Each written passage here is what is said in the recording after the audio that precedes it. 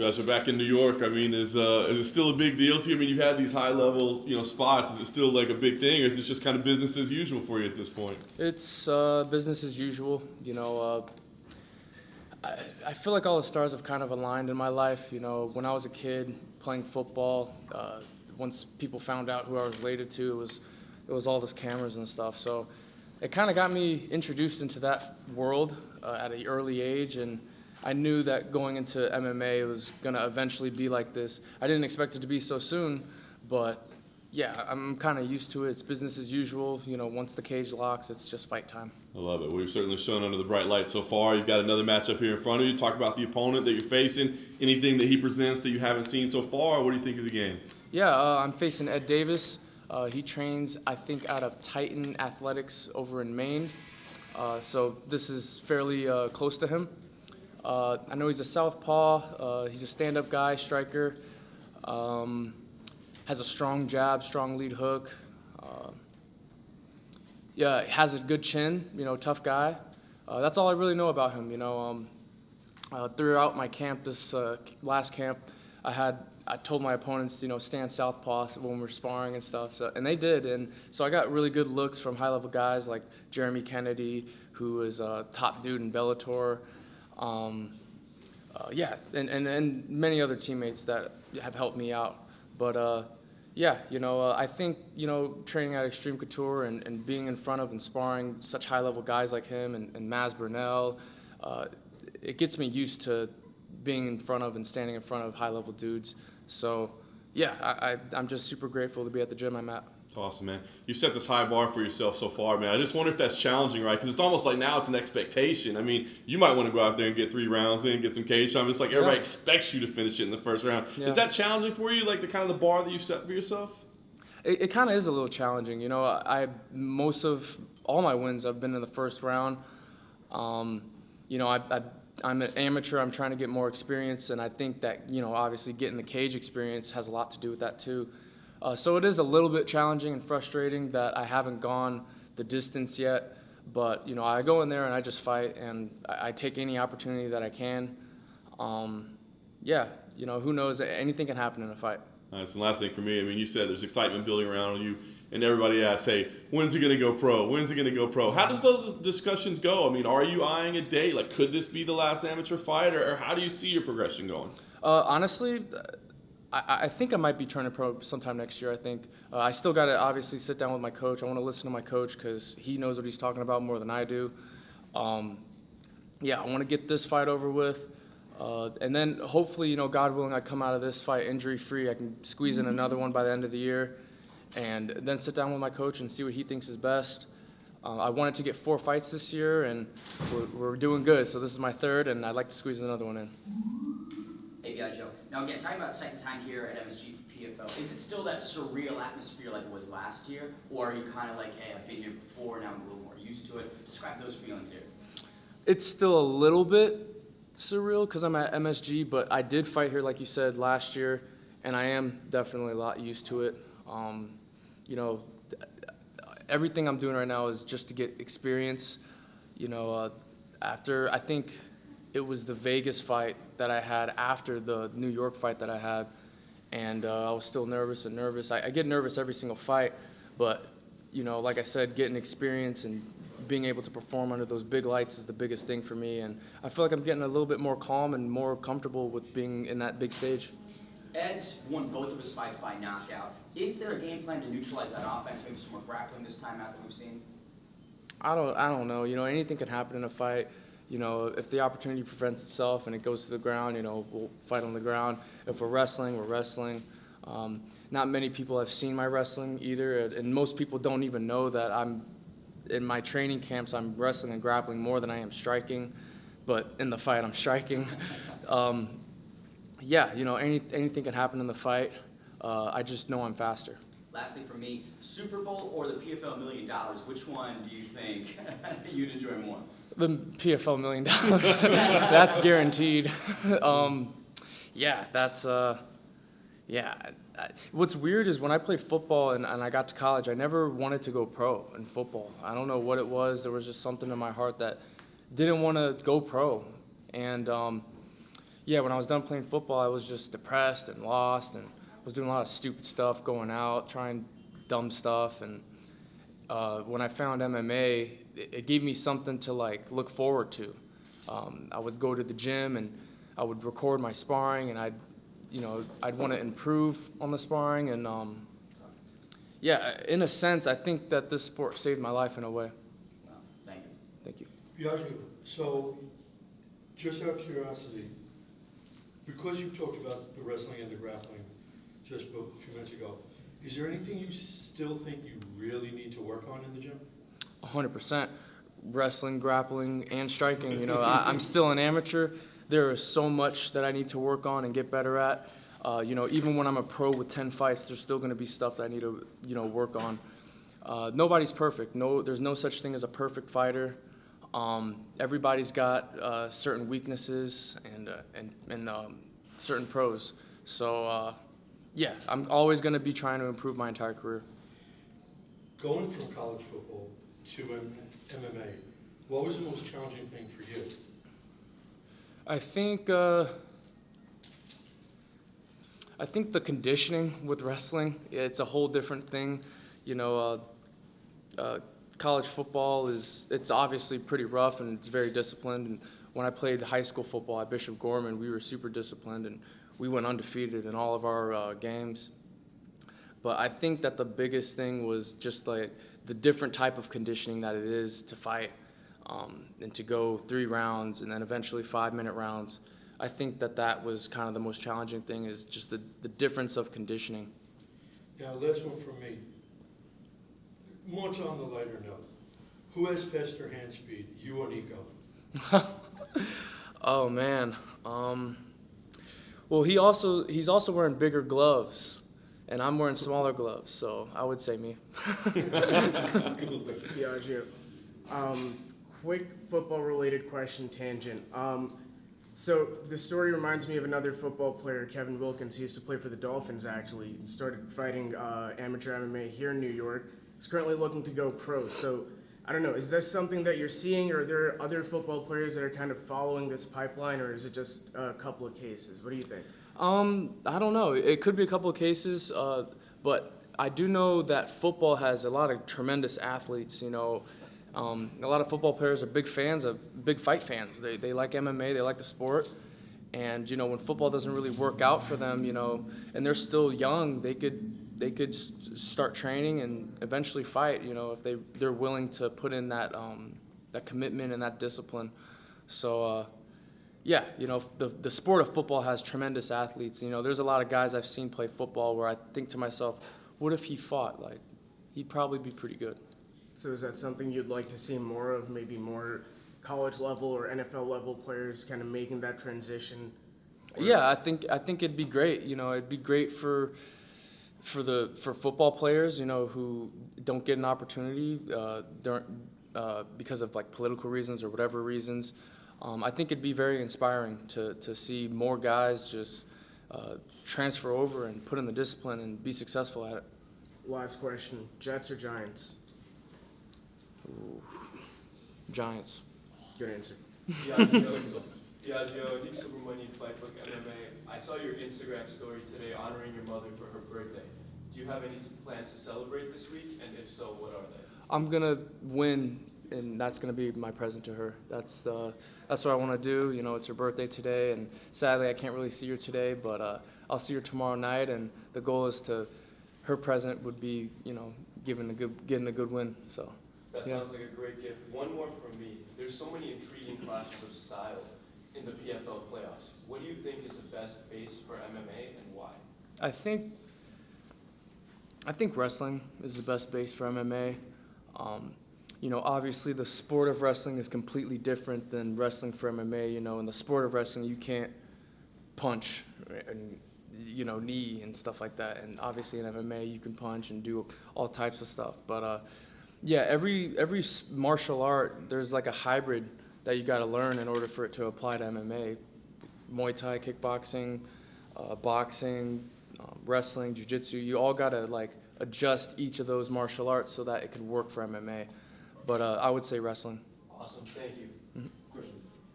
You brought up before about how you deal with I wanted to know, before you set yourself in the octagon or when you're mentally preparing for each fight, how do you get into your zone? What calms you down when the stress starts hitting you? That's a question I love to answer, actually. I go back to my faith. You know, I grew up Muslim, and I think reading the Quran and understanding the truth and the big picture of what really matters is what keeps me calm. You know, I read it every single day. Before my fights, I read the Quran, and it just helps me because it tells me that all the glory that goes on in this world is really nothing. You know, the main purpose of us is to worship God and to do good deeds so that we can go to a good place when we die. And reading the Quran and understanding that really keeps me calm, because going into a fight, I'm thinking to myself, this is just pure amusement. None of this really matters in the big picture. So I think understanding that is what keeps me calm. What's up, Biaggio? Can you tell me about your treatment and your relationship with the promotion? They keep putting you in these big spots, these main cards, ESPN. How happy are you to be here with the PFL? Man, I'm so beyond blessed. I remember when the PFL originally came to sign me, I was 0-1. I lost my first amateur fight, and I was confused. I was kind of like overwhelmed because I'm like, whoa, wait. I just lost my first fight, and the PFL wants to sign me. I'm like, what the heck, you know? But I guess that they see potential in me, and you know, a lot of it has to do with the name too. And but what's the name have anything to do if you aren't a good fighter or if you don't have any potential? So the PFL has been great. They've been treating me great. They're giving me a great opportunity, and they've also helped me stay active too. And staying active is super important as an amateur because that's how you get your experience. And the experience that I'm getting is at a big stage. It's on ESPN and stuff like that. So yeah, man, I'm just super grateful for the PFL. You know, you're going to hear it throughout my entire career. Even when I turn pro, I'm just going to always be thanking the PFL for what they've done and the opportunities that they've given me. Definitely. I want to ask you about two people. First one being Mr. Dennis Davis, head coach at Extreme Couture. What has his presence in your life, his coaching, his leadership meant to you, and how has it helped you get to this point? Oh, he's helped me so much. You know, he's such a chill guy. He's a good guy. Yeah, he's been in the game for a long time too. He's seen all types of fighters, and he's worked with all types of guys. Yeah, he keeps me calm. You know, you don't want a coach that's going to be like, you got to do this, you got to do that. You know, it puts a little bit more pressure on you. You know, Dennis, he keeps me calm. He's like, our game plans are usually very simple. When I'm cutting weight, I'm always asking him like 1,000 questions. Like, hey, Coach D, you know, if I go into the sauna for another 30 minutes, you think I'll lose 2 pounds? And he'll be sitting on the bed eating a Kit Kat. And he'll say, why don't you go find out? So he's just a really chill guy. He keeps me super calm, and I'm just super grateful to have him in my corner. Who's better at Call of Duty, you or Coach D? Me. You. But Coach D is better at sniping. Yeah? Yeah, the dude's he drops dudes. Last one, I want to ask you about Sadi Boussi, the reigning defending welterweight champion of the PFL. What has it meant to you in your career watching this guy in the gym day in, day out, reaching new heights in the sport? And fighting on the same card as him now this weekend? Man, it's awesome. You know, he's the champ, and I'm in the gym with the champ every day. I see him, what he does, how he trains, and it's just inspiring. You know, just to be at Extreme Couture and be around such high-level guys. You know, you could pick their brains and you could see what they do, certain tactics that they have that you could take and apply to yourself. Yeah, he's a great teammate. He's very supportive of me as well, and I am of him. Yeah, it's awesome. I'd love to see him to win the belt again. Thank you, man. Mm-hmm. How you doing, Biaggio? How you doing? Is there anything that you learned from watching your grandfather's fights, footage that you could apply to your martial arts career? 100%. You know, my grandpa, his offense was kind of like his defense. He had great head movement. He jabbed really well. Sometimes, you know, when he jabbed, he'd kind of circle out like this. And I can't really do that in MMA because I'd get calf kicked and just fall on my ass. But yeah, the way he sets up his right hands with the jab is something that I watch all the time. He uses his head to bait a punch, so he'll pull and counter back, kind of like what Sean O'Malley does. Yeah, there's certain things that he does that I take and I try to just apply it to my own style. Yeah. What do you think he would say to you for the mental aspect going into a a fight like this where you're about to become a professional? What advice do you think he would give you? I think he would tell me to, just be patient, be calm, and like I said about my faith, understand the big picture. This is just amusement. Everything in this world is amusement, and what really matters is being a good person, doing good deeds, and worshiping our Creator. Praise. And one more, is there anything that, any skill set that you had in football that you were able to transition over to mixed martial arts? I think just my speed and explosiveness. When I was a running back, I bursted through the hole with insane explosiveness. I ran a 4.38 40-yard dash when I was a sophomore. I think my speed and explosiveness is transferred over for sure. Good luck. Thank you. What's up, Biaggio? How do you feel that fighting as an amateur in such a big promotion with bright lights is helping you prepare for the professional MMA scene? Oh man, it's helping me a lot. I'm on the same card as pros, so when I turn pro, I'm going to be doing the same stuff I'm doing now, just with better guys. Yeah, that's pretty much the answer to your question. I mean, it's preparing me for that, and I'm doing it as an amateur, and I'm just working my way up right now. And with all of your wins coming in the first round, what do you think sets you apart from the rest when it comes to things like your mindset and your aggression when you go into the cage? I think that my speed and explosiveness is something that sets me apart. I think that was just God-given. I was born with that, and I'm super blessed to have those kind of abilities. Yeah, the confidence, I think that a lot of that, with being on a big stage, I think that comes with my upbringing. I had this kind of stuff going on when I was playing football. My football games were on ESPN, and I was scoring touchdowns left and right. And then, there'd be interviews just like this with football. So I feel like, God has just written this all down, and it's been just aligning perfectly. Awesome, thank you. Thank you. Yeah, you mentioned that the sports saved you in a way. Could you talk to us a bit about what you kind of mean by that, and from what in particular? Yeah, I think it saved me because I didn't like the lifestyle I was going down when I was done playing football.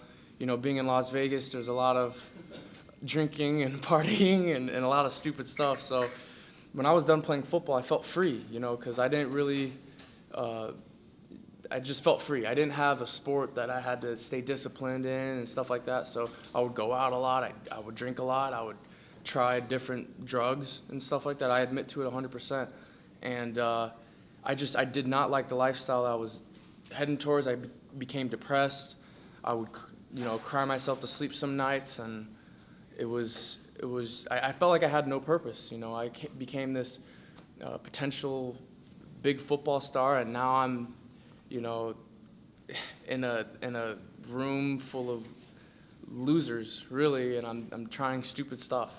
And yeah, I became severely depressed after that. And once I found Extreme Couture and started going to the MMA gym, and started training, I would get a little bit better, and I started getting in more shape a little bit, and I was still trying to find something to do. I was working at Adidas.